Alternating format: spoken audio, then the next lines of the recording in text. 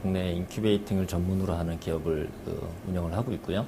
인큐베이팅이라고 하면 번선점포를 비롯해서 프랜차이즈화 사업을 하고자 하는 많은 번선점포 주인들이라 할지 뭐 대기업이라 할지 기업들을 도움을 주고 있는 일을 하고 있습니다.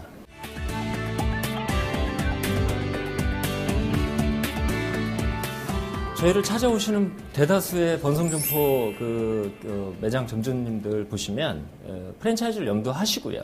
심지어 요즘에는 본인 매장 1호점 하면서 예전 표현대로 뭐 체인 문의, 뭐 가맹점 문의 이런 자기 핸드폰 번호를 넣고 뭐 이런 분들도 많이 계세요. 근데 제가 생각할 때는 아무리 좋은 아이템, 본인들이 소위 얘기해서 굉장히 많은 매장 개수가 나을 거라고 생각하는 그런 아이템들도 시대의 기류와 창업자들의 니즈를 정확하게 좀 파악을 해야 할 것 같습니다.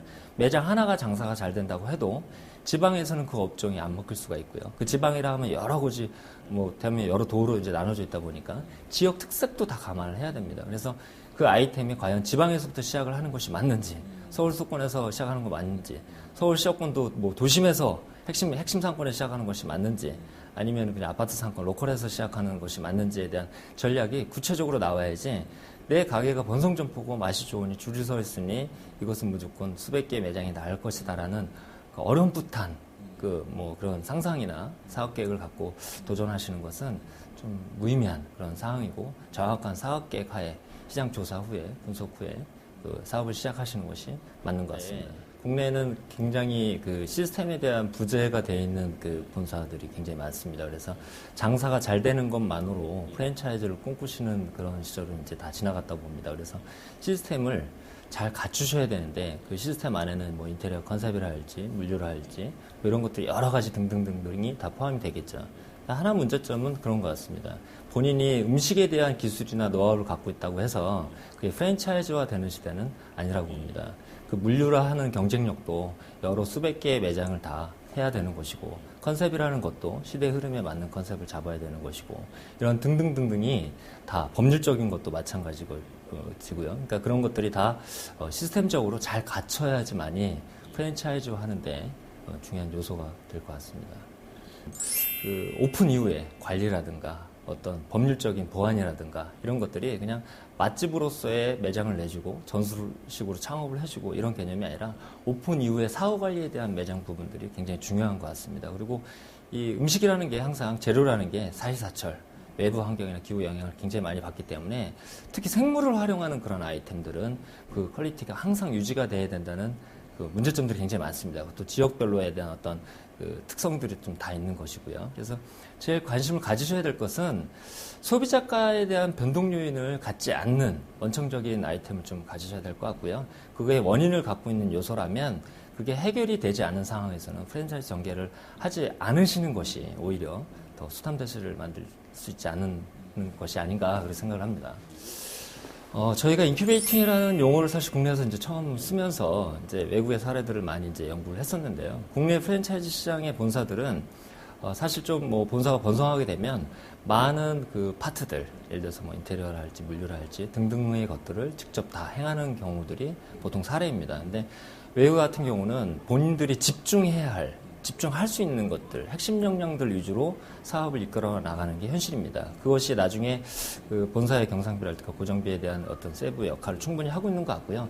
특히 본인들이 집중해야 될 부분의 역량 강화에 말 그대로 집중을 하는 것이 사업력, 경쟁력에 큰 도움이 되는 것인데, 우리나라는 그렇지 않은 것 같습니다. 그래서 사실 저희가 어떤 기획이라 할지, 전략이라 할지, 마케팅이라 할지, 시스템 구축이라 할지, 이런 것들을 본사의 아웃소싱을 받아서 움직이는 일을 하고 있고, 이런 것들이 전체적으로 브랜딩이라고 얘기할 수 있습니다. 그 브랜딩 안에는 가맹 영업의 대행도 다 포함이 되어 있고요. 그래서 어떤 한 개인이 번성점포를 갖고 있다면 시스템, 즉 브랜딩, 마케팅 기획 전략, 모든 물류 레시피에 대한 것들이 다 갖춰진 다음에 법률적인 문제까지도 다 해소를 시킨 다음에 법인이 아니라면 법인 설립까지도 다 세팅을 해서 안정적인 구축을 한 다음에 가맹 전개죠. 그 뒤에 저희가 이제 가맹 전개, 가맹 영업 파트 등등을 전략 기획 파트를 아웃소싱을 받아서 움직이고 본사는 핵심 역량, 물류라 할지 메뉴라 할지 맛이라 할지 이런 것들 위주로 움직입니다. 그래서 그 외것에 대한 부분을 아웃소싱 받아서 서로 시너지를 일으키는 그것이 이제 인큐베이팅 기본적인 의미라고 생각을 합니다. 맛은 사실 그렇습니다. 저희 나라 음식이라는 것이 특히 한식 같은 경우는 손맛에 좌우지 않는다는 그런 표현들이 있듯이 그 레시피의 균형화를 만드는 게 굉장히 쉽지 않습니다. 해외 진출에 제일 문제점이 되는 부분들도 이제 그런 부분들이고요. 그리고 이 소스, 열, 뭐 재료 이런 것들이 이제 맛의 생명을 이제 좌우하는데요. 그렇기 때문에 평균값을 잡아내는 것이 그 직영점, 번성점포의 어떤 굉장히 높은 퀄리티를 유지시켜서 전 매장에 구현하는 것은 사실상 한식에서는 좀 많이 힘듦이 있습니다. 그래서 그 평균값을 유지해내는, 평균이 되는, 보편타당화가 되는 그런 어떤 맛을 잡아내는 게 프랜차이즈 과정의 이제 핵심인 것 같고요. 근자에 저희가 그 모 족발 브랜드를 이제 인큐베이팅을 하고 있는데 그 족발이라는 것도 그런 것 같습니다. 매장에서 직접 삶아서 관리하는 그런 부분들이 매우 힘든 부분인데 그런 것들을 슈퍼바이저들이라든가 시스템적으로 잘 커버를 했기 때문에 어느 뭐 유명 브랜드들보다 맛의 구현이 잘 나오기 때문에 소비자들의 평가를 잘 받고 있는 것 같습니다. 일단 저는 기본적으로요, 그 창업자들이 유행 아이템, 유명한 아이템과 유행 아이템을 유망 아이템으로 좀 생각하시는 경우가 있습니다. 수많은 창업자들을 뵈면 쉽고, 그냥 빠르고, 간편하면서 수익 구조는 크고, 그리고 좀 소위 얘기하는 자세도 좀 나와야 되고 이런 아이템들을 찾으시는데 그런 아이템일수록 수익 구조나 이런 부분들은 약할 수 있습니다. 그 얘기는 결국은 본인이 창업을 해야 되는 이유를 정확하게 알아야 된다고 생각합니다.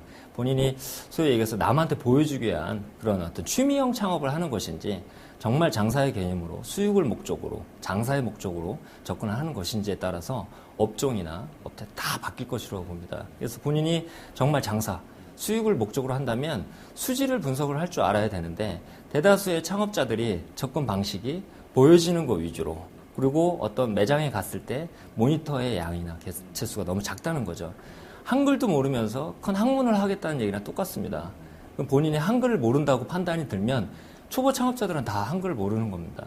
매장에 본인들이 관심 있는 매장에 브랜드가 업종이 결정이 된다면 관련된 브랜드가 한 개는 아닐 것이고요. 여러 개라면 그 브랜드의 본사 다 방문을 해야 될 것이고 그 해당 브랜드의 최소 매장 10개 이상의 매장 점주들과 인터뷰를 해야 되는 거고 본인이 추구하는 것이 수지 분석이 본사에서 주장하는 어떤 브로셔나 인쇄물과 달리 본인이 직접 수지 분석을 해서 수익 구조가 맞는지를 봐야 될 것이고요.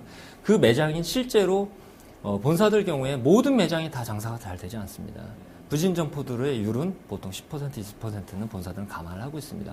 결국은 부진 점포냐 아니냐에 대한 어떤 그 정의도 본사가 사후 관리에 대한 노력도 많이 돼야 되겠지만 초창기에 교육을 얼마나 강하게 시키느냐 그리고 사후에 매장 관리에 대한 강도를 얼마나 강하게 주느냐가 가맹 점주 입장에서는 스트레스일 수 있지만 그게 가맹 계약서상이나 초창기 미팅 때 그런 게 강화되어 있는 본사라면 오히려 내 매장에 내성이 더 강해질 수 있는 관리 시스템이 구축되어 있구나 이렇게 생각을 하셔도 될 것 같습니다.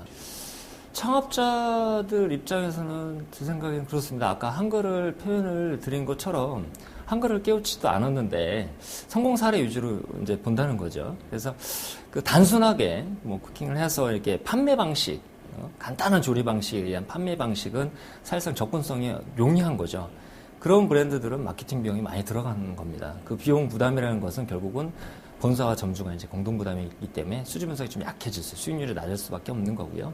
맛 위주로 간다는 것은 내 몸이 좀 고달프긴 하지만 수지 분석의 수익 구조에서는 내가 조금 더 많은 부분을 갖고 갈 수 있다라고 보는 것이고요.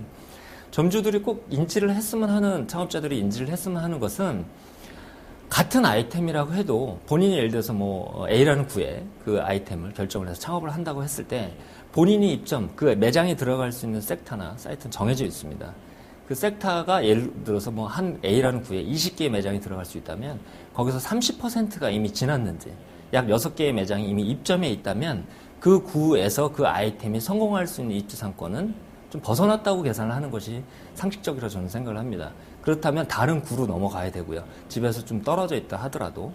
근데 그 구 또한 그 브랜드가 입점해야 될 사이트가 이미 30%가 넘었다면 또 다른 구로 봐야 되는 거고 그 구가 다 채워졌다면 그 아이템이 아무리 좋다 하더라도 머릿속에서 좀 지우고 다른 아이템, 다른 브랜드를 조금 고려해 보시는 것이 즉 같은 아이템, 같은 브랜드라도 입지, 어디 상권에 본인이 들어가서 장사를 하느냐에 따라서 많은 부분들이 좌우지 되는 것 같습니다. 이유는 프랜차이즈는 기본적인 공통사항을 다 같이 해왔기 때문에 모든 간판이며 인테리어며 물리며 맛이 다 통일화되어 있기 때문에 나머지는 점주의 역량이라고 어느 부분이 치부가 돼 있고 하지만 제일 중요한 것은 자리입니다. 목입니다. 그 목이 관건인데 그 목이 너무 예를 들어서 번성할 수 있는 그런 자리가 이미 다 빠져 있는 상황이라면 본인이 과감하게 그 브랜드를 좀 포기하고 반대로 얘기를 하면 초반인 브랜드라 할지라도 그 업종이 조금 들어가서 번성될 수 있는 그런 자리가 남아있는 초기의 어떤 개념이라면 용기를 내서 하는 분들이 오히려 수익 구조 면에서는 더 낫지 않을까 이런 생각을 해봅니다.